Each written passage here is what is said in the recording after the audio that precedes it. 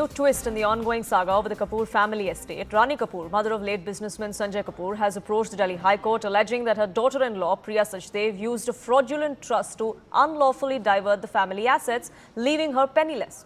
In her civil suit, Rani Kapoor seeks a declaration that the Rani Kapoor family trust that was created in 2017 is illegal, void and the result of fraud and undue influence. She has also asked for dissolution of the trust. The suit claims that through a complex web of transactions carried out in alleged collusion with her late son, all of her assets were diverted into the trust without her knowledge, further raising question over Sanjay Kapoor's mysterious death, which came before the alleged fraud was discovered.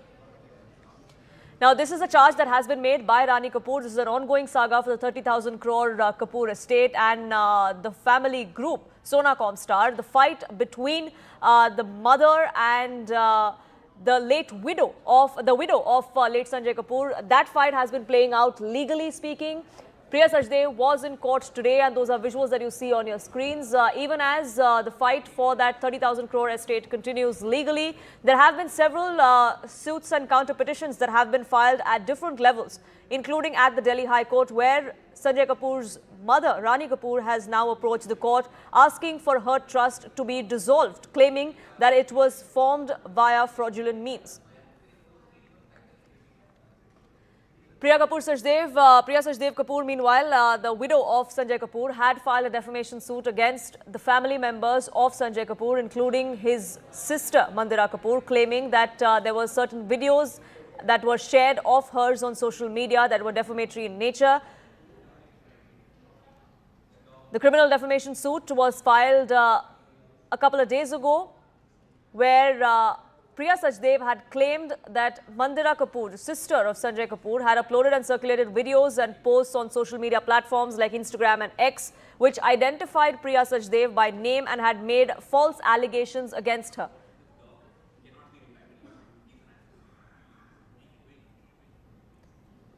Remember, this is a battle that has been playing out in the courts ever since the tragic death of Sanjay Kapoor in London. There is another suit that is ongoing as far as Sanjay Kapoor's will is concerned. Whether that was signed by Sanjay Kapoor, what are the antecedents of that particular will, and who are going to be the benefactors, that is something that is being contested in the courts of this country as well.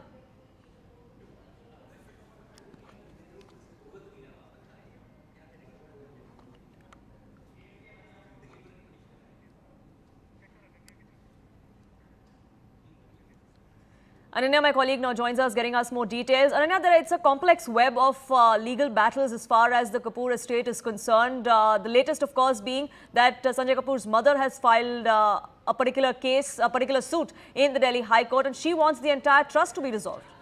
Well, absolutely. In fact, she wants the entire trust to be dissolved. And very clearly at this juncture, there's a fresh suit that has re-escalated this family saga as far as, the Kapoor estate is concerned. Very clearly at this juncture, what is happening is that one suit has been filed by Rani Kapoor. Judgment has already been reserved on another, a suit that's been filed by Karishma Kapoor's children. While a third case, which is a defamation complaint that's been filed by Priya Sachdev Kapoor, today a pre-summoning evidence of that is being recorded, and the hearing still underway before the Patiala House Court. The court was recording her statement now. It's about to conclude in a bit. But very clearly, this family saga has re-exploded, and where will it end is something that nobody knows about. Absolutely. Ananya, do stay on with us. We have Mandira Kapoor Smith, Sanjay Kapoor's sister, who's joining us on this broadcast as well. Thank you so much for speaking with us here on CNN News 18, ma'am. I want to ask you about this suit that has been filed against you by your sister-in-law, claiming that you posted defamatory content against her on social media platforms. How do you react to that?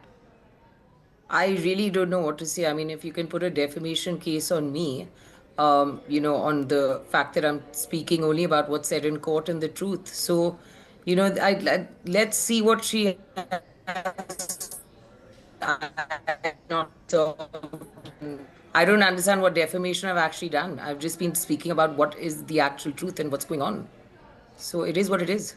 Her claim is that several of these posts that you had put out identify her by name, and this is a media trial or a witch hunt, so to say, even as the case is being fought in court, which is why she wants that to be stopped. That's what she claims in her suit. Yeah, but I mean, this is a very public thing that has happened. So, I mean, I am going to have a voice and I'm going to speak for the family. The stuff that is going on is when my brother did pass, it was global news. So if I choose to speak about what is going on, I'm not defaming anyone. I'm just again telling the truth of what is going on. And this family is in shock, and the family is shattered with what has gone on. We've lost everything. Not only our brother, we've lost everything. So, I mean, if I'm stating the obvious, that's not defamation, that's reality. And speaking of that, I want to ask you this suit that your mother has filed now in the Delhi High Court seeking the dissolution of the trust because she said that that trust in itself was formed via fraudulent means. It has several defendants that are included in that particular suit, including you. Where do you think this is going to go? What do you think is going to be the solution as far as that goes?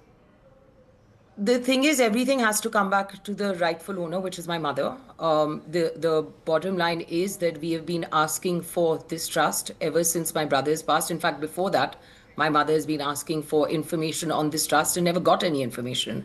Post my brother, everything moved really fast. And we've still been asking for the trust and we've still got nothing. So if you have nothing to hide, why have you not given us everything my mother has signed and done? So, I mean, it's just, again, it's simple questions being asked and no answers being given.